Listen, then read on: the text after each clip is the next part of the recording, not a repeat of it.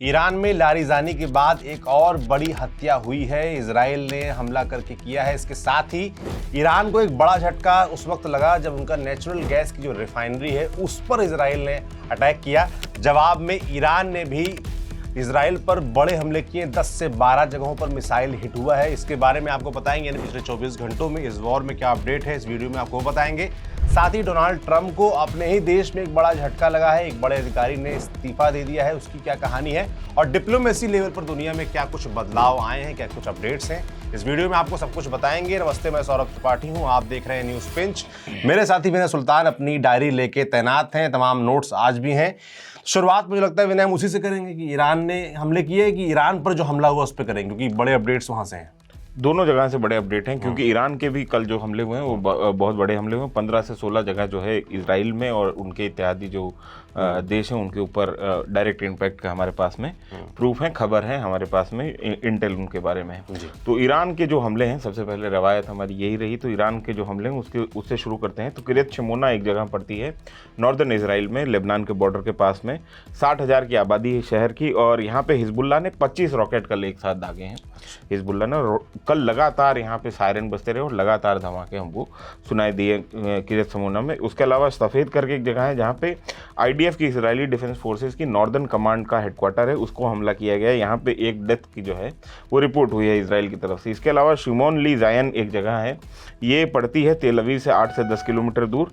गुजदान एक डिस्ट्रिक्ट है वहाँ पे, उसमें सेंट्रल इजराइल में, और यहाँ पर जो है रेजिडेंशियल बिल्डिंग है वो डायरेक्टली हिट हुई है। इसके अलावा बगदाद में US एम्बेसी के ऊपर लगातार हमले हुए हैं। वहाँ पे एक सीरैम करके ADS सिस्टम है, वो हमको एक्टिवेट दिखा है, उसने जो है ड्रोन्स को मार गिराने की कोशिश की है वहाँ पे। हाइफा में हमको डायरेक्ट इम्पैक्ट की खबर मिल रही है। हाइफा में जो ईरानी फोर्सेस हैं उनकी तरफ से ये कहा गया है हाइफा में कि खैबर शिकन और कद्र मिसाइल का हमने इस्तेमाल किया है हाइफा को टारगेट करने के लिए। पोर्ट सिटी है हाइफा, और बहुत आसान टारगेट होता है। हमने 12 डे वॉर में भी देखा कि हाइफा को बहुत ज़्यादा निशाना बनाया गया और बहुत ही स्ट्रेटेजिकली इंपॉर्टेंट है। वहाँ पे पोर्ट के पास में डिब्री गिरने की खबर है, जिसकी वजह से आग लगी, मतलब मिसाइल की जो डिब्री इंटरसेप्ट होने के बाद में जो मलबा है वो गिरा है। और उसके अलावा बाजान ऑयल रिफाइनरी को भी टारगेट किया गया है, वो अभी फिलहाल बंद है, लेकिन बंद रिफाइनरी को बार बार ईरान की तरफ से टारगेट किया गया है। एटिलेट जो नेवल बेस है उसको हमला किया गया है, और स्टेला मारिस जो नेवल बेस है उसको हमला किया गया है। 2 बड़े नेवल बेसेस को हमला किया गया है ईरान की तरफ से। गलीली में डायरेक्ट इम्पैक्ट है, हमारे पास में विजुअल कंफर्मेशन है। दुबई में इंटरनेशनल कन्वेंशन सेंटर के पास में धमाका सुना गया है, और अल मिन्हाद एयर बेस जो है उसके ऊपर भी हमला किया गया है। हालांकि दुबई से खासतौर पे कतर, दुबई, कुवैत वगैरह से कोई विजुअल कंफर्मेशन जल्दी आ नहीं रहा है, क्योंकि वहाँ पे लगातार गिरफ्तारियां हो रही पुलिस की तरफ से। जो भी लोग पोस्ट कर रहे हैं इस तरीके की, इस बात बड़ी सख्ती है कि कोई भी वहाँ विजुअल रिकॉर्ड ना करे और वो इंटरनेट पे ना डाले। हाँ, ये सेम स्थिति जो है वो इजराइल में भी, वहाँ से भी बहुत ज़्यादा विजुअल कंफर्मेशन हमारे पास में नहीं आते हैं। जैसे युद्ध की शुरुआत में बहुत ज़्यादा वीडियोस आते थे, लेकिन अभी जो है बहुत क्षण के मामला आ रहा है। इसके अलावा दोहा में भी ड्रोन्स और मिसाइल से लगातार हमला हुआ है, जो कि इंटरसेप्ट हुए हैं। वहाँ कोई भी कैजुअलिटी की खबर नहीं है, ना कि कोई डायरेक्ट इम्पैक्ट की हमारे पास में अभी खबर है। इसके अलावा रमतगान नाम का एक इलाका है तेल अवीव के पास में, वहाँ पे बैलिस्टिक मिसाइल का डायरेक्ट इम्पैक्ट देखा गया, जिसका विजुअल कंफर्मेशन हमारे पास में, और 2 लोगों के मारे जाने की वहाँ से सूचना है, ये कंफर्म हुआ है। IRGC जो इस्लामिक रेवोल्यूशनरी गार्ड कोर है ईरान की, उसने कहा है कि उसकी जो 62वीं वेव थी कल 18 तारीख को, उसमें 62वीं वेव में जहाँ जहाँ हमला हुआ है तो उसने उसके डिटेल्स दिए हैं। हालांकि कई जगह की कंफर्मेशन हमारे पास में नहीं है, ये IRGC का दावा है। उसमें अली अल सलेम बेस जो है कुवैत का, उसके ऊपर उन्होंने कहा कि हमने हमला किया है। अहमद अल जबीर एयर बेस है वो कैंप अरिफजान के पास में, उस पर उन्होंने हमला किया है। अल मिन्हाद एयर बेस है UAE में, वहाँ पर हमला हुआ। वहाँ अल मिन्हाद एयर बेस के बाहर के साइड में जो रोड है उसके ऊपर एक ड्रोन जाके गिरा है, जिससे वहाँ पर आग लगी है। इसका विजुअल कंफर्मेशन हमारे पास में। अल उदैद एयरबेस जो है कतर का सबसे बड़ा एयरबेस है पूरे के पूरे मिडिल ईस्ट में, USA का, और वहाँ पे 10,000 जो है सैनिक एक साथ स्टेशन हो सकते हैं अल उदैद पे। उस पर इन्होंने कहा है IRGC की तरफ से कि हमला हुआ है। अल दरफा जो बेस है वो बहुत इंपॉर्टेंट है UAE में, क्योंकि ये एयरबेस एक तरीके से CIA का इस पूरे इलाके में सबसे बड़ा स्टेशन है, और ये इंटेलिजेंस का हेडक्वार्टर की तरह काम करता है। और यहाँ से रिकॉन की जितनी भी एक्टिविटीज़ होती हैं, यहाँ इंटेलिजेंस के अंदर की जितनी भी एक्टिविटी होती हैं, वो बहुत इंपॉर्टेंट है। सैटेलाइट इमेज मॉनिटरिंग के जरिए भी, सैटेलाइट कम्युनिकेशन के जरिए भी और तमाम तरीके के रडार सिस्टम, जितने भी टेक्निकल और ह्यूमन इंटेलिजेंस की गतिविधियाँ हैं वो अल-दरफा से चलती हैं। और अल-दरफा बहुत एक तरीके से बैकबोन है पूरे के पूरे ऑपरेशन में मिडिल ईस्ट के। वहाँ पर हमला हुआ है, तो वहाँ पर गोल्डन आई अर्ली वार्निंग सिस्टम है, उसको निशाना बनाया गया है, उसको एक तरीके से नुकसान पहुँचाया गया है। इसके अलावा सैटेलाइट कम्युनिकेशन का जो इंफ्रास्ट्रक्चर है उसको निशाना बनाया गया है। इसके अलावा एरबिल जो इराक में इनका एक एयरबेस है, वहाँ पे 17 ड्रोन कल जो है इंटरसेप्ट किए गए हैं, वहाँ पे 17 ड्रोन से हमला हुआ है। इस बीच में खबर, और इसके अलावा अली अजरक नाम का एक एयरबेस है जॉर्डन में, उसको भी निशाना बनाया गया है। और जेराल्ड फोर्ट जो इनका कैरियर शिप था वो अभी रेड सी से निकल गया है, जो कि इजराइल के पास में पड़ता है रेड सी, वहाँ से निकल गया और वो वापस जा रहा है अपनी मरम्मत करवाने के लिए। आपको हमने बताया था कि जेराल्ड फोर्ट के ऊपर जो है एक फायर इंसिडेंट हुआ था, वहाँ पे एक आग लगने की सूचना हमको मिली थी और उसके बाद जो है जेराल्ड फोर्ट को बोला जा रहा है कि उसको वापस रिपेयर के लिए भेजा जा रहा है। और जेराल्ड फोर्ट पे जो सेलर्स हैं, जो नाविक उसके ऊपर हैं या जो नौसैनिक उसके ऊपर हैं, वो 11 महीने से लगातार स्टेशन है। वो लोग कह रहे हैं कि हमको अब जो है यहाँ से हटाया जाए, क्योंकि ये इस फॉरवर्ड पोजीशन में मिडिल ईस्ट में लगातार जो है डिप्लॉयड रहा है जेराल्ड फोर्ट, जो इनका शिप कैरियर है वो। तो ये हो गया कुल मिला जुला के जो ईरान के हमले हैं, के हमले इजराइल और उनके अलाइज पर, इजराइल और उनके अलाइज पे जो हमले हैं। अब बात करते हैं इजराइल की तरफ से जो हमले हुए हैं। तो इजराइल में सबसे बड़ा हमला जो है, सबसे बड़ा नुकसान इजराइल का, मतलब कई नुकसान इजराइल ने किया है, जो सबसे बड़ा नुकसान ईरान के प्रति वो ये है कि इस्माइल खातिब जो हैं वो वहाँ के इंटेलिजेंस मिनिस्ट्री, जो कि वहाँ के खुफिया विभाग जो मिनिस्ट्री है उसके जो वो मंत्री हुआ करते थे इस्माइल खातिब, उनको जो है असैसिनेट करने का कंफर्मेशन जो है वो इजराइल कर्ड्स जो हैं वहाँ के रक्षा मंत्री इजराइल के, उन्होंने ये कहा है कि हमने उनको असैसिनेट कर दिया, हमने उनको अपने एक स्ट्राइक में मार गिराया है। और कल रात को जो स्ट्राइक हुई हैं उसमें इनको मार गिराया गया है।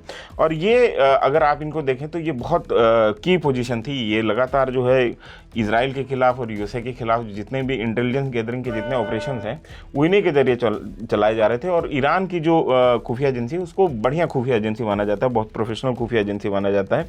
और ये IRGC में रहे हैं। ये पहले कौम में जो हम बताते हैं कि वहाँ का बहुत रिलीजियस शहर है ईरान का, वहाँ की सेमिनरी में पढ़े और इनके जो उस्ताद थे वो रुहुल्लाह खोमेनी थी, जो कि पहले सुप्रीम लीडर हैं वो थे। और ये लगातार जो है उसके बाद IRGC में आगे बढ़ते चले गए और 2021 में ये इंटेलिजेंस मिनिस्टर बने थे। और उनको सुप्रीम लीडर ने, जो अली खामनेई हैं, उन्होंने इनको नियुक्त किया था। और इनको एक टाइटल मिला हुआ है हुज्जत इस्लाम, मतलब ये टाइटल मिला हो इनको सम्मान की वजह से, क्योंकि ये रिलीजियस सेमिनरी से आते हैं, रिलीजियस पढ़ाई करते आते हैं, एक तरीके से मौलाना हैं। और ये इस्माइल खातिब जो हैं, इनकी मौत की खबर जो है वो इजराइल की तरफ से, लारिजानी के बाद ये दूसरी बड़ी एक तरीके से क्षति देखा जाए तो उनको। और हाँ, इसके बीच में नाटो ने तुर्की के साउथ तुर्की में पेट्रियट मिसाइल सिस्टम, जो एंटी मिसाइल सिस्टम है, उसको अभी फिर से नए सिरे से तैनात कर दिया है तुर्की के पास में, ताकि जो है इंटरसेप्शन बेहतर हो सके। और इसके अलावा ईरान के साउथ फार्स जो गैस फील्ड है, जहाँ से 70 से 80% ईरान की नेचुरल गैस आती है, वहाँ पे हमला हुआ है और ये बुशहर के पास में है। और एक्सियस ने ये बताया है कि इस पूरे के पूरे हमले में अमेरिका और इजराइल ने कोऑर्डिनेट करके हमला किया था। मतलब इस हमले में अमेरिकी फोर्सेस भी वो शामिल थी, इजराइल का अकेला अटैक नहीं था। ये एक्सियस जो वहाँ का न्यूज़ इदारा है अमेरिका का, उसने बताया है। और यहाँ पे 70 से 75% जैसे कि मैंने आपको बताया गैस निकलती है, और 80% जो इलेक्ट्रिक ग्रिड है ईरान की वो गैस पे चलती है। तो वहाँ पे पावर सप्लाई, अगर ये जगह हिट होती है तो ईरान के इलेक्ट्रिक ग्रिड जो है वो पूरी तरीके से चरमरा सकती है। तो ये बड़ा हमला जो है इजराइल की तरफ से ईरान के ऊपर किया गया है। ईरान में 2 बड़े लॉस हुए एक तरीके से देखा जाए तो। एक तो उन्होंने एक अपने टॉप लीडर को खोया, दूसरा ये जो उनका रिफाइनरी की तरफ से ये बहुत बड़ा लॉस है। उसको रशिया ने कंडेम भी किया और तमाम सारी बातें हुई हैं। और मज़ेदार बात एक और है इसके बारे में, जो कि हम आपको जब हम डिप्लोमेटिक फ्रंट पे चलेंगे तब बताएंगे। इस बीच में अली लारजानी, जो वहाँ के नेशनल सिक्योरिटी काउंसिल के जो चेयरमैन थे या सेक्रेटरी थे, उनके मौत को जो है फाइनली ईरान ने स्वीकार कर लिया है। और उन्होंने कहा है कि अली लारजानी के साथ में उनके बेटे जो हैं मुर्तजा लारजानी, वो भी इस हमले में मारे गए हैं। इसके अलावा अताउल्ला सादगी इनके साथ में थे, वो मारे गए हैं। वाहिद फ़तेमी नेजाद जो हैं वो भी इनके साथ में थे, वो भी मारे गए हैं। तो 4 लोगों के मरने की कन्फर्मेशन जो रिपोर्ट ईरान की तरफ से जारी कर दी गई। आज उनका जो है जनाजा निकाला गया, जिसमें बड़े पैमाने पर भीड़ हमको देखने को मिली है। इस बीच में बाचोरा लेबनान में एक जगह है जहाँ पे एक पूरी वहाँ के उनके विजुअल बहुत खौफनाक हैं सौरभ। वो पूरी की पूरी इमारत जो है एक हमले के साथ में पूरी इमारत मल्टी स्टोरी बिल्डिंग जो है ऐसे भड़बड़ा के गिर गई है और उसमें काफ़ी जान माल की क्षति होने की बात कही जा रही है। और इस बीच में नाहिब बेरी लेबनान में एक जगह है जहाँ पे सरकारी अस्पताल को टारगेट किया गया है, जिसके विजुअल कंफर्मेशन हमारे पास में है। बुशहर में न्यूक्लियर पावर प्लांट जो है उसको हमला किया गया है। इसका भी रूस ने कंडेम किया है कि न्यूक्लियर पावर प्लांट को अगर आप हमला करते हैं, अगर उसके ऊपर नुकसान होता है तो कोई बड़ी ह्यूमैनिटेरियन बहुत बड़ी मानवीय त्रासदी हो सकती है रेडिएशन की वजह से। और इसने रूस ने निंदा की है। हालांकि ईरान की तरफ से कहा गया कि हमला हमारे ऊपर हुआ है लेकिन उसमें कोई बड़ा डैमेज जो है हमको नहीं हुआ है। और इसके अलावा दो हमास के जो लीडर्स हैं, दो हमास के कमांडर्स हैं, उनको आईडीएफ ने कहा है कि हमने मार गिराया है। मोहम्मद हुसैन अलियन जो हैं ये हमास में के नॉर्थ गाजा ब्रिगेड के हेड थे, कमांडर थे और नेवल ऑपरेशंस जो हैं हमास के वो देख रहे थे। इनको मार गिराया गया है। इसके अलावा याहिया अबू लाबदा जो हैं हमास के लॉजिस्टिक हेड थे, उनको भी मार गिराया। तो हमास के ऊपर भी दो हमले जो है टारगेट असैसिनेशन ये किए गए हैं आईडीएफ की तरफ से। इसके अलावा आईडीएफ ने ये बताया कि तेहरान में जो उनकी एरियल स्ट्राइक की जो कैंपेन थी उसमें उन्होंने मल्टीपल जगहों को निशाना बनाया है। ये आईडीएफ की तरफ से दावा किया गया है। इसमें से कई सारी चीज़ों को हम कन्फर्म या क्रॉस चेक नहीं कर पाए हैं, तो हम आईडीएफ के दावे के तौर पे ही आपको बता रहे हैं। तो उन्होंने ये कहा है कि आईआरजीसी का जो सिक्योरिटी यूनिट है उसको हमने निशाना बनाया है, जो इंटरनल सिक्योरिटी यूनिट है तेहरान में उसको हमने निशाना बनाया है। लॉजिस्टिक सपोर्ट डिपार्टमेंट जो है जनरल लॉजिस्टिक सपोर्ट डिपार्टमेंट, उसके मेंटेनेंस सिस्टम को, एक मेंटेनेंस हब था, उसको हमने निशाना बनाया है। इसके अलावा मिसाइल कमांड सेंटर था एक, उसको हमने निशाना बनाया तेहरान में, ये आईडीएफ ने कहा है। और इसके अलावा आईडीएफ ने यह भी कहा है कि पिछले एक सप्ताह में जो 300वीं ब्रिगेड है उनकी आईडीएफ की, उसने लेबनान में हिजबुल्लाह के 80 इंफ्रास्ट्रक्चर्स को पूरी तरीके से नस्ते नाबूद कर दिया है। यहाँ पे सौरभ एक बात बहुत साफ हो जाती है, कुल मिला के ये ऑपरेशंस जो आईडीएफ के हैं वो एक सप्ताह से ग्राउंड ऑपरेशंस इनके चल रहे हैं, क्योंकि 300वीं जो ब्रिगेड है वो ग्राउंड ब्रिगेड है, वो मतलब पैदल सैनिक है या मतलब जिसको हम मिलिट्री कहते हैं सामान्य तौर पर, तो उनके हैं। तो एक सप्ताह से जो बार बार पहले ईरान मना कर रहा था, फिर कह रहा था कि हम जो है बहुत सेलेक्टिव ऑपरेशंस कर रहे हैं, बहुत सीमित सीमा में कर रहे हैं, तो वैसी स्थिति नहीं है। बाकायदा आईडीएफ ने वहाँ से एक सप्ताह में लगातार ऑपरेशन वो कर रहे हैं, ये उनका मानना है। इसके अलावा अली अमना फ्यूल स्टेशन है एक साउथ लेबनान में, उसको निशाना बनाया गया। अली अमना फ्यूल कंपनी को ऐसा कहा जाता है कि वो हिजबुल्लाह के एक तरीके से टेरर फंडिंग करती है। हिजबुल्लाह की ही कंपनी है जिसके जरिए मिलियंस ऑफ डॉलर जो है हिजबुल्लाह कमाता है इस फ्यूल कंपनी के जरिए, और उसके एक फ्यूल स्टेशन को निशाना बनाया गया है आईडीएफ की तरफ से एयर स्ट्राइक में, ये आईडीएफ ने दावा किया है। तो ये तो हो गई मोटा मोटी पिछले 24 घंटे की वॉर अपडेट्स। तो अब आ जाते हैं डिप्लोमेसी पे, क्योंकि डिप्लोमेसी वो ऐसी चीज़ है जहां से ये तय होगा कि युद्ध किस दिशा में आगे बढ़ेगा। भारत में जैसे एक जहाज़ आया है ईरान के जो स्ट्रेट ऑफ हॉर्मुज़ में फंसे हुए, वहाँ 22 जहाज़ हमारे, एक जहाज़ आज भारत पहुंचा मुंद्रा पोर्ट, बहुत सारा क्रूड ऑयल लेके। अब बताया जा रहा है कि डिप्लोमेसी लेवल पर देखा जाए तो डोनाल्ड ट्रंप को एक बड़ा झटका लगा है खुद के ही देश में, उनके एक बड़े अधिकारी ने इस्तीफा दे दिया। क्या कहानी है उसकी? जोई कैंट हैं, ये इनके डायरेक्टर हैं नेशनल काउंटर टेररिज्म सेंटर के, जो वहाँ पे अमेरिका का जो इदारा है, जो अमेरिका का डिपार्टमेंट है काउंटर टेररिज्म के खिलाफ में, उसके ये हेड हैं। और उन्होंने एक इस्तीफा अपना दिया है और उस इस्तीफे को उन्होंने बाकायदा एक्स पे पोस्ट किया है, जो सोशल मीडिया साइट है एक्स, उसके ऊपर पोस्ट किया है। और उन्होंने ये कहा है कि अमेरिका जो है उसको बाकायदे मिसलीड किया गया एक मिस इन्फॉर्मेशन कैंपेन के जरिए, जिसमें वहाँ के टेलीविज़न चैनल शामिल थे, वहाँ के इजरायली जो खुफिया एजेंसी वो शामिल थी, और वहाँ के ट्रंप एडमिनिस्ट्रेशन के लोग थे वो भी शामिल थे, जिन्होंने बाकायदा अमेरिका को मिसलीड किया है और ये कहा है कि उनके ऊपर एक थ्रेट है, सिक्योरिटी थ्रेट है, जबकि ऐसी कोई बात नहीं थी। कोई 14 दिन में जो है न्यूक्लियर वेपन जो बनने वाला नहीं था दो सप्ताह के अंदर, और इस तरीके का झूठ फैला के जो है बाकायदा हमले करने का ग्राउंड बनाया गया ईरान के ऊपर, और इससे वो असंतुष्ट हैं और इसकी वजह से वो इस्तीफा दे रहे हैं, क्योंकि उन्होंने ये कोशिश की थी कि जो ट्रंप एडमिनिस्ट्रेशन है, जो मागा सपोर्ट बेस है, जो लगातार कहता आया कि अमेरिका को दूसरे देशों के युद्ध में पार्टिसिपेट नहीं करना चाहिए, उसको उस नीति को जो है त्याग करके और ट्रंप एडमिनिस्ट्रेशन इस युद्ध में कूदा है। तो इन्होंने ये कहते हुए, और बड़ा झटका है, बड़ा झटका है उनके एडमिनिस्ट्रेशन का, हाँ, और उन्होंने बाकायदा ये कहते हुए एक लंबा जो है 2 पन्ने का उन्होंने अपना इस्तीफा लिखा है, उसको जो है उन्होंने सोशल मीडिया पोस्ट किया। उसके बाद लगातार बहस चल रही थी, तो इसके ऊपर जो वहाँ पे प्रेस सेक्रेटरी हैं व्हाइट हाउस की, उनसे सवाल पूछा गया कैरोलिना लेविट से, तो उन्होंने कहा कि उनके जितने भी क्लेम हैं वो लाफेबल और इंसल्टिंग है। तो उन्होंने बाकायदा पूरी तरीके से खारिज कर दिया। हाँ, डोनाल्ड ट्रंप करते हैं सबको खारिज कि हम जीत रहे हैं, हमें किसी की मदद की जरूरत नहीं है, हम दुनिया के सबसे मजबूत देश हैं, पहले मदद मांगेंगे नाटो देशों से, तमाम देशों से, जापान से, साउथ कोरिया से, और उसके बाद फिर क्या कहेंगे जब मदद नहीं मिलेगी कि हमें जरूरत ही नहीं है। अकेला, वही उनकी प्रेस सेक्रेटरी का हाल है। वो जैसे पंजाबी में कहते हैं ना, मैं कल्ला ही काफी यहाँ। तो वो कल्लाई काफ़ी वाली स्थिति हो जाती है। अब चलते हैं भारत की तरफ से कि इस पूरे के पूरे डिप्लोमेटिक चैनल में भारत कहाँ है, भारत इस पूरे के पूरे युद्ध में डिप्लोमेसी के फ्रंट पे क्या कर रहा है। तो नरेंद्र मोदी जो भारत के प्रधानमंत्री, उन्होंने शेख मोहम्मद बिन जायद से बात की, जो कि प्रेसिडेंट हैं यूएई के, और उन्होंने बात करके उन्होंने अपनी बातचीत में कहा जो कि प्रधानमंत्री मोदी ने अपने एक्स पोस्ट के जरिए बताया, मतलब कि भारत की जनता को, और ये कहा कि फ्री नेविगेशन जो है हरमुज में, स्ट्रेट ऑफ हरमुज में होना चाहिए, इसके ऊपर हमने जोर दिया और यूएई से बात की। तो ये नरेंद्र मोदी की तरफ से एक अपडेट ये आया हुआ है। इसके अलावा जगलार्ड की एक ऑयल टैंकर है जो कि क्रूड लेके आया है 8,886 MT, मतलब 8,886 मेट्रिक टन जो है क्रूड वो भारत लेके आ गया है और मुंद्रा पोर्ट पे वो आ गया है। ये क्रूड जो है यूएई से आ रहा था। तो ये दो बातें हुई। तीसरी बात ये हुई, अगर आप हमारे दर्शकों को याद है तो हमने आपको बताया था कि भारत और ईरान के बीच में एक डील चल रही है जिसमें ईरान ने अपने 3 ऑयल टैंकर्स के अलावा मेडिकल सप्लाईज मांगी है। आज ईरान की रेड क्रिसेंट सोसाइटी जो है, रेड क्रिसेंट सोसाइटी एक तरीके से समझ लीजिए मुस्लिम देशों का रेड क्रॉस, तो वो रेड क्रिसेंट सोसाइटी है, उसने ये कन्फर्म किया कि भारत की तरफ से पहला मेडिकल शिपमेंट उनके पास पहुंच गया है। अच्छा। तो ये एक तरीके से हमारी जो खबर है उसका कन्फर्मेशन हो रही है उसकी कि अब ऐसी स्थिति अगर होती है और ईरान के साथ में इस तरीके के संबंध भारत के अगर डेवलप हो जाते हैं तो भारत के जो 22 ऑयल टैंकर वो धीरे धीरे करके भारत के लिए तो ये अच्छे संकेत है कि भाई ठीक है, उनको मेडिकल हेल्प की जरूरत भी है और ईरान से हमारे रिश्ते अच्छे रहे भी हैं। इस युद्ध के दरमियान थोड़ा जरूर खटपटाई है क्योंकि तमाम जो अपेक्षाएं ईरान की थी शायद उस पर डिप्लोमेटिक लेवल थोड़ी चूक हुई भारत से, पर अब वो ठीक दिशा में मुझे लगता है बढ़ रहा है। अब भारत ने कवर अप किया है, तभी हमारे कुछ जहाज आए भी हैं वहाँ से। कुछ सारी चीजें जो हैं बेहतर हुई हैं पहले से। और दूसरी चीज, आज भारत में जो ईरान के राजदूत हैं उन्होंने ये कहा है कि स्ट्रेट ऑफ हरमुज सिर्फ हमारे जो दुश्मन देश हैं उन्हीं के लिए क्लोज है, जो हमारे दोस्त देश हैं उनकी शिप्स वहाँ से निकल सकती हैं। तो वो एक तरीके से पॉजिटिव संकेत देने की कोशिश कर रहे थे कि भारत की जो ऑयल टैंकर्स हैं, भारत की जो गैस है वो वहाँ से आ पाएगी, उसमें कोई दिक्कत नहीं होगी भविष्य में। हमको ऐसा दिखता है कि जैसा एनर्जी क्राइसिस पहले हमको दिखाई दे रहा था खड़ा होता, वो थोड़ा सा कंटेन होगा।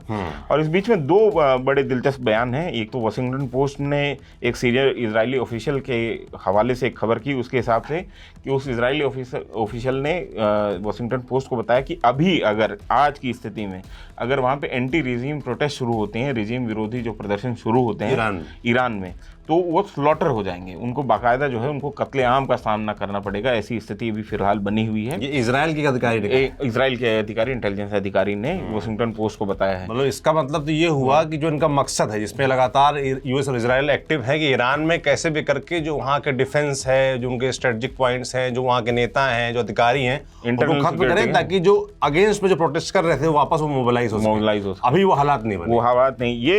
ये वाशिंगटन पोस्ट की खबर है, बहुत प्रतिष्ठित जी बिल्कुल पत्रिका मतलब अखबार है।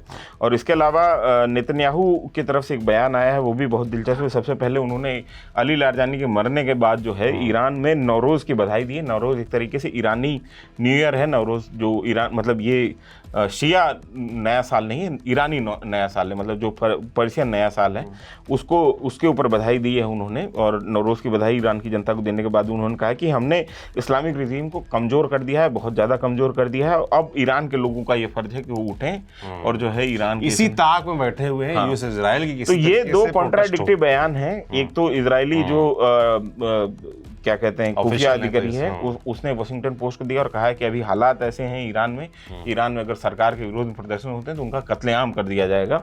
और दूसरी तरफ जो है नेतन्याहू लगातार जो है उकसा रहे हैं वहाँ के लोगों को कि आप खड़े हों और अपनी सरकार के खिलाफ जो है प्रदर्शन करना शुरू कर दें। और इस बीच में फार्स न्यूज़ एजेंसी, जो कि सरकारी न्यूज़ एजेंसी है ईरान की, उसने ये कहा है कि लगातार जिस तरीके से हमारी टॉप लीडरशिप मारी जा रही है, उसके बाद में ये फैसला लिया गया है कि हर की मिलिट्री पोजीशन के ऊपर 3 से 7 सक्सेसर जो है हम अभी से चुन के रखेंगे। मतलब कि अगर एक मरता है तो दूसरा मरता है, तीसरा, इस तरीके से 3 से 7 लोग जो हैं हम अभी से चुन के रखेंगे। उसकी कार्रवाई जो है ईरान के IRGC में और तमाम जो की मिलिट्री पोजीशन है उनमें शुरू हो गई, ताकि लीडरशिप की वजह से लड़ने में, जवाब देने में कोई कमजोरी ना बने। और इस बीच में इजराइल का ये असेसमेंट है, इजरायली जो खुफिया एजेंसीज हैं उनका ये असेसमेंट है कि हिजबुल्लाह के पास में हज़ारों की तादाद में अभी रॉकेट पड़े हुए हैं। हालांकि लगातार IDF ये दावा कर रहा है कि वो हिजबुल्लाह के रॉकेट स्टॉक पाइल को जो है वो नस्ते नाबूद कर रहा है, लेकिन उसके बावजूद हिजबुल्लाह हर रात जो है हमले कर रहा है। और सिर्फ हमले नहीं कर रहा है, वो ईरान के साथ कोऑर्डिनेट करके हमले कर रहा है। मान लीजिए ईरान की तरफ से जब मिसाइल बैराज आ रही है या ड्रोन्स आ रही है, उसी समय हिजबुल्लाह जो है एग्जैक्ट उसी टाइम पे जो है हमले कर रहा है, ताकि वो हमला जो जो हो ज़्यादा प्रभावी दिखाई दे। इस बीच में अब्बास अरगची जो हैं वो FM है, मतलब फॉरेन मिनिस्टर हैं ईरान के, उन्होंने कहा कि हम कोई भी तरीके से सीज फायर के ऊपर तैयार नहीं है, नो टू सीज फायर। उन्होंने साफ कह दिया कि हम लड़ेंगे और आखिरी दम तक लड़ेंगे, जब तक अमेरिका ये सबक नहीं सीख जाता कि उसने ईरान पे हमला करके गलती की, तब तक हम अपनी लड़ाई जारी रखेंगे। और इस बीच में कान न्यूज़ है, कान न्यूज़ की तरफ से इजरायली सोर्सेज को कोट करते हुए उन्होंने ये कहा है कि ट्रंप हो सकता है स्ट्रेट ऑफ हॉर्मुज को फोर्सफुली जो है अपने कंट्रोल में ले लें। और इजराइल जो है, इससे पहले इजराइल ने ये सोचा था कि स्ट्रेट ऑफ हॉर्मुज की जो सुरक्षा है वो अमेरिका की जिम्मेदारी होगी, अमेरिका उसका खुला रहना जो है वो सुनिश्चित करवाएगा, और बाकी इधर वाला लेबनान वाला मोर्चा है या इजराइल के ऊपर ईरान के ऊपर जो अटैक करना है वो इजराइल अपनाएगा। लेकिन अब हमको दिखाई दे रहा है कि इंटरनेशनल सपोर्ट की कोशिश ट्रंप ने की, जो उनको नहीं मिला है, तो अब हमको भी इंटरवीन जो है स्ट्रेट ऑफ हॉर्मुज में करना पड़ेगा। एक तरीके से हमको भी आगे बढ़ के जो है स्ट्रेट ऑफ हॉर्मुज खुलवाना पड़ेगा ट्रंप के साथ में मिलकर, क्योंकि हम दोनों साथ में लेके युद्ध लड़। ये कान न्यूज़ की खबर है। अब मज़ेदार बात आप ये समझिए कि स्ट्रेट ऑफ हॉर्मुज जो है वो 21 मील का ही चौड़ाई उसमें, और उसमें 2 मील का रास्ता सिर्फ ऐसा है जहाँ पे भारी जहाज जो है, इतनी गहराई उसकी है कि वहाँ से भारी जहाज निकल सकते हैं। 2 मील की गहराई को प्रोटेक्ट जो है, आप जितना किसी भी कमज़ोर से कमज़ोर मुल्क को अगर देख लीजिए तो वो भी स्ट्रेट ऑफ हॉर्मुज के ऊपर अगर बैठ जाएगा, स्ट्रेट ऑफ हॉर्मुज खुलवा नहीं पाएंगे, दुनिया की बड़ी से बड़ी ताकत नहीं खुलवा पाएगी। तो ये स्थिति है। और अभी अगर आज की तारीख में भी सीज फायर हो जाए तो स्थिति ये है कि स्ट्रेट ऑफ हॉर्मुज ईरान की मदद के बिना, ईरान की मर्जी के बिना उसको खोलने में महीनों का समय लग जाएगा। बिल्कुल, बहुत सारी माइंस भी वहाँ बिछी हुई हैं, हटाना बड़ा मुश्किल काम है वो। और इस बीच में सऊदी की जो राजधानी रियाद में, वहाँ पे अरब और मुस्लिम कंट्रीज़ के जो फॉरेन मिनिस्टर्स हैं, फॉरेन सेक्रेटरीज हैं, उनकी एक मीटिंग हुई है बाकायदा, और इस मीटिंग में कहा गया है, तुर्की की तरफ से लगातार ये बयान दिया गया है कि डिप्लोमेसी पे वापस जाया जाए, ये युद्ध बंद किया जाए और इस युद्ध को रोका जाए और बातचीत शुरू की जाए। और तुर्की पहले भी अर्दोगान बयान दे चुके हैं कि इस पूरे युद्ध का जो है बिल हमको भरना पड़ रहा है, हमको उसकी कीमत अदा करनी पड़ रही है। तो तुर्की की तरफ से ये बयान दिया गया, और बाद में एक संयुक्त बयान जो जारी हुआ उसमें यह कहा गया कि इस वॉर को कंटेन किया जाए, और जो हमारी अरब देशों की जो वाइटल फैसिलिटीज़ हैं, ऑयल फैसिलिटीज़, उनको टारगेट बंद करे ईरान, टारगेट करना। हालांकि उन्होंने किसी भी तरीके से ये कहने से बचे कि इस युद्ध में किसी के पक्ष में हम खड़े हुए हैं। वो ना तो अमेरिका का फेवर कर रहे थे और ना ईरान का फेवर, तो वो उन्होंने थोड़ा सा अपने आप को वहाँ पे रोका और एक न्यूट्रल टाइप की रणनीति अपनाने की कोशिश की। अरब देशों की तरफ से ये कोशिश हुई है। और इस बीच में एक मज़ेदार खबर ये है, मतलब दिलचस्प खबर यह है कि पिछला जो 12 डे वॉर था उसमें हमने लगातार ये देखा था कि इजराइल की जो सिक्योरिटी एजेंसी है, मतलब इंटेलिजेंस एजेंसी मोसाद, उसके बहुत सारे स्लीपर सेल जो हैं वो ईरान में एक्टिव हुए थे। उन्होंने एसेसिनेटिंग किए थे, टारगेट एसेसिनेशन किए थे, घात लगा के हमले किए थे, और कई जो की फैसिलिटीज़ हैं उन पर ज़मीनी हमले किए थे, और उसके वीडियोस भी मोसाद ने जारी किए थे। और उसके बाद लगातार IRGC जो है वो अपने यहाँ पे जितने भी स्लीपर सेल्स हैं उनके ऊपर कार्रवाई कर रही है। IRGC ने कल एक बयान देके ये कहा है कि उन्होंने एक रात में 111 सेल्स को जो है डीएक्टिवेट किया है, उनके लोगों को पकड़ा है। इसके अलावा स्टारलिंक जो है इलोन मस्क का बनाया हुआ जो एक सैटेलाइट इंटरनेट है, उसके 350 स्टारलिंक उन्होंने एक कंसाइनमेंट उनका पकड़ा है। तो ये फार्स न्यूज़ की तरफ से ये खबर आई थी, ये हमने आपको बता दी कि वहाँ पे लगातार जो है मोसाद के जो नेटवर्क है उसको तोड़ने की कोशिश भी IRGC कर रही है। इस वजह से मोसाद को बहुत ग्राउंड इंटेलिजेंस, बहुत पुख्ता ग्राउंड इंटेलिजेंस नहीं मिल पा रही है, ये स्थिति बन रही है। इसके अलावा कतर ने जो फार्स में जो गैस पे अटैक हुआ है बुशहर में, गैस फैसिलिटी पे, गैस रिफाइन करने की फैसिलिटी पे, उसकी निंदा की है कतर ने। अच्छा, कतर ने कहा कि ये गलत हुआ है। अमेरिका और इजराइल की तरफ से पहली बार उन्होंने इस तरीके का बयान दिया है, और क्योंकि उनको पता है ना कि इसका जब जवाब आएगा तो हो सकता है उनको सबसे ज़्यादा नुकसान सहना पड़ेगा, तो वो पहले से ही इसकी निंदा करके बैठे हुए हैं। वो मैंने आपको जब बताया था कि इस गैस फैसिलिटी के बारे में जो हम डिप्लोमेटिक मोर्चे पर चलेंगे तो हम आपको एक इंटरेस्टिंग सिरा इसका पकड़ाएंगे, तो कतर ने बहुत बुरी तरीके से इसकी मजम्मत की है और कहा कि ये ऐसा नहीं होना चाहिए। और इस बीच में ये डिप्लोमेटिक फ्रंट पे बहुत मोटा मोटी हमने ये भी बता ही दिया आपको कि भारत का पहला जो है शिपमेंट वो पहुंच गया है। तो ये स्थिति वहाँ पे और उसके बिना पे हमको हमारे जहाज भी अब यहाँ पर आना शुरू कल हमने जो हमने आपको कल खबर बताई थी कि एक बैक चैनल डील जो है ईरान और भारत के बीच में चल रही है, वो सही साबित होती हुई दिखाई दे रही है कि मेडिकल जो सप्लाईज हैं वो पहुंचना शुरू हो गई हैं ईरान। मतलब डिप्लोमेटिक लेवल पर भारत के लिए अच्छे संकेत हैं कि हमारे ईरान से बातचीत का चैनल खुला है, और उसमें जो ईरान की डिमांड्स हैं, जो भाई वो मेडिकल हेल्प चाहते हैं, वो हमारी तरफ से भेजी जा रही है। इस तरह की खबरें आ रही हैं, और उसके बाद भारत में जो जहाज़ आ रहे हैं वहाँ से क्रूड ऑयल लेकर, नेचुरल गैस लेकर, वो एक अच्छे संकेत है, क्योंकि भारत में तमाम लोग अभी परेशान हैं, लाइनें लगी हैं सिलेंडर को लेकर, अफरा तफरी मची हुई है, तो उसके लिहाज से ये अच्छे संकेत हैं। बाकी युद्ध में क्या हो रहा है लगातार हम नज़र रखे हुए हैं। मेरे सुल्तान लगातार आपके लिए वो छांट के एकदम कंफर्म करके जो भी सोर्सेज के जरिए पता चलता है और जो जैसा है वैसा बताने का प्रयास करते हैं। ये प्रयास जारी रहेगा। आपको कोई फीडबैक हो कमेंट बॉक्स में लिखकर ज़रूर बताएं। बाकी न्यूज़ पिंच देखते रहें, सब्सक्राइब करते रहें। मैं सौरभ त्रिपाठी हूँ, मेरे साथी विनय सुल्तान, कैमरे के पीछे हैं सुधांशु। शुक्रिया।